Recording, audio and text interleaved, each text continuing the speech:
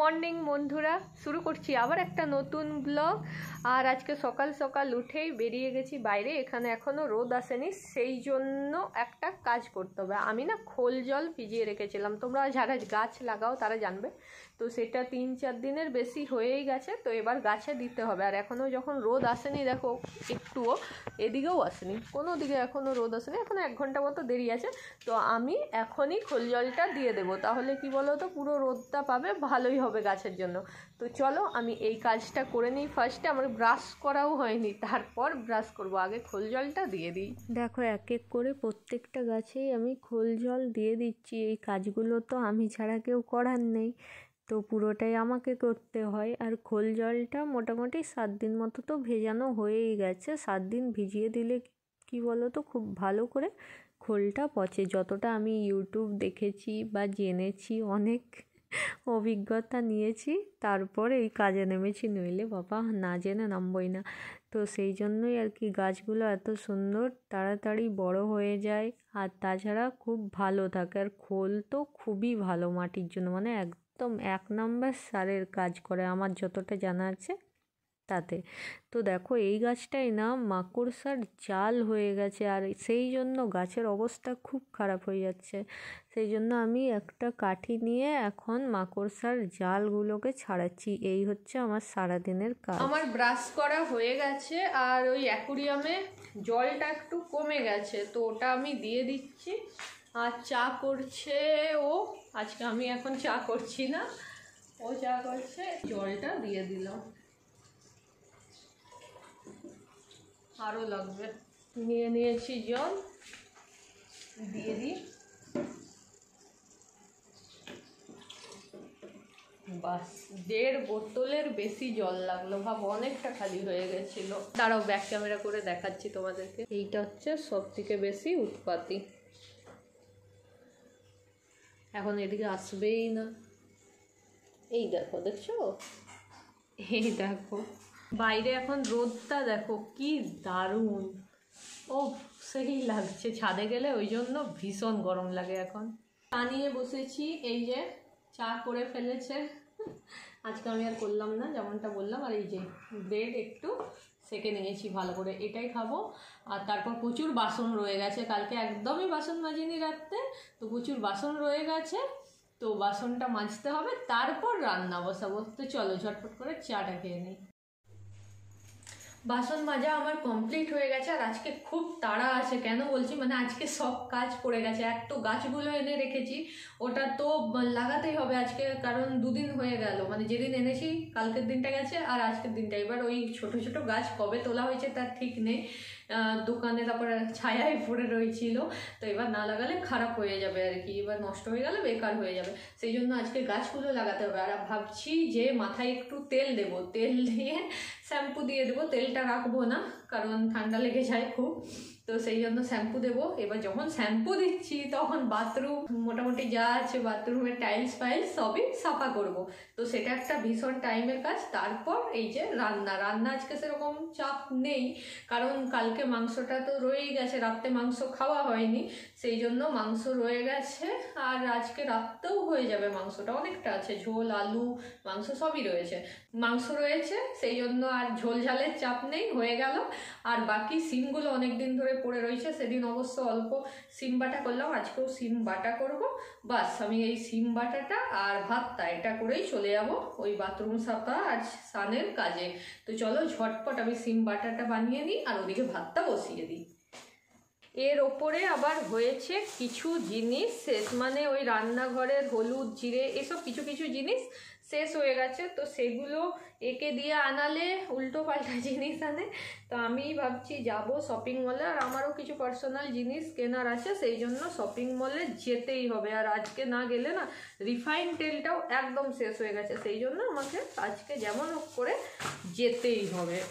তো ওটা আর এখন যাবো না, আমি ভাবছিলাম খেয়ে দিয়ে দুপুরে বেশ সুন্দর আলো থাকতে থাকতে চলে যাব, ঠান্ডাটা কম লাগবে, বাট হবে না গো, কারণ এত কাজ সেরে আর দুপুরে যাওয়া সম্ভব নয়, সেই সন্ধেবেলায় বেরোতে হবে, রুটি ফুটি করে দিয়েই বেরোবো, তাহলে শান্তি মনে যেতে আসতে পারবো, নইলে এসে রুটি করার চাপ থাকলে না আরও বিরক্তিকর লাগে। তো চলো, সিমগুলো পুরো খারাপ হয়ে যাচ্ছে, এই যে সিম, চলো এগুলোকে কেটে আমি মানে সেদ্ধ হওয়ার জন্য দিয়ে দিই। ভাত বসিয়ে দিয়েছি এখানে, আর এই দেখো সিম বাটাও হয়ে গেছে। মোটামুটি আজকের মতো রান্না কমপ্লিট। আর মূলো ভাজাটাও অল্প আছে, ওটা আমি খাওয়ার সময় ভেজে নেব। তো চলো এখন ফটাফট গাছগুলো লাগিয়ে দিই। আর এই যে সবজির যে খোসাগুলো বেরিয়েছে এগুলোকে মাটির সাথে একটু মিশিয়ে দিই।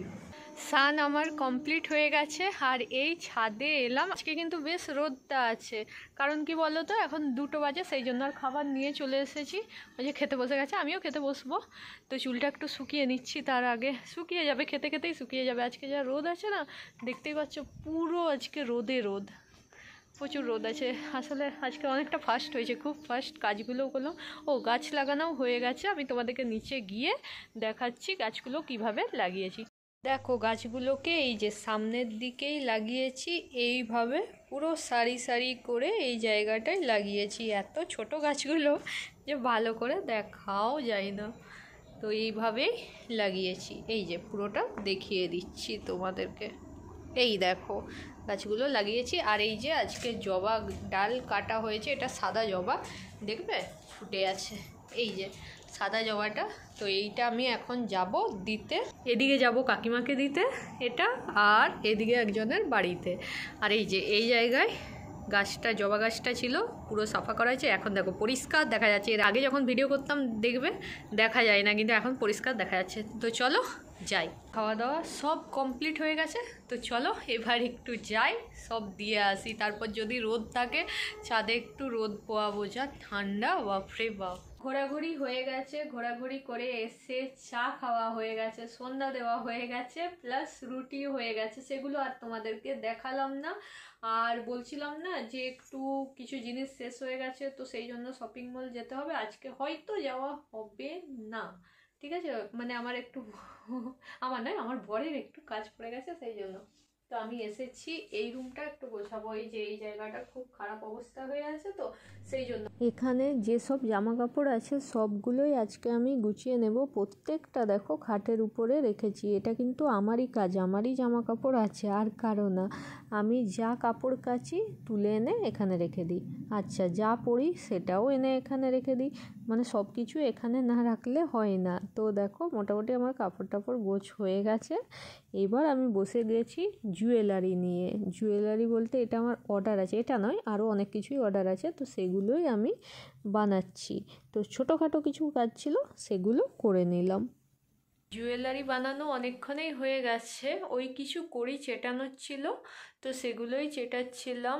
আর ওগুলো তো এখন আর কোনো কাজ করা যাবে না, কারণ ওগুলো শুকোতে আপাতত তো একদিন দিতেই হবে। তো সেই জন্য ওগুলো রেখে চলে এসেছি, ভীষণ ঠান্ডা লাগছে।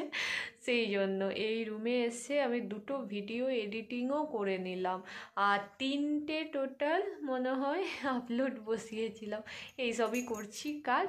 আর দেখো ওই যে হিটার জ্বালিয়েছি, ভীষণ ঠান্ডা লাগছে। এখন আমার ভালো লাগছে না, এখন বাজে প্রায় 10টা মতো, আর সত্যিই ভালো লাগছে না। এখন শুধু ওই যে ঢাকাটা টানছে, আর কিছু না।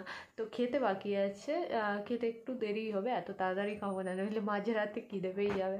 তো চলো এখন আর একটা ভিডিও আমি এডিটিং করে নিই, দেখি যতটা পারি করে নেব। যতটা এডিটিংয়ের কাজ করে রাখবো ততটাই ভালো, কারণ এত টাইম লাগে না এডিটিং করতে, উফ বিরক্তিকর। আর এই যে হিটারটা জ্বালাতে কি আরাম লাগছে, এখানটায় বসে থাকলে এত আরাম লাগছে না।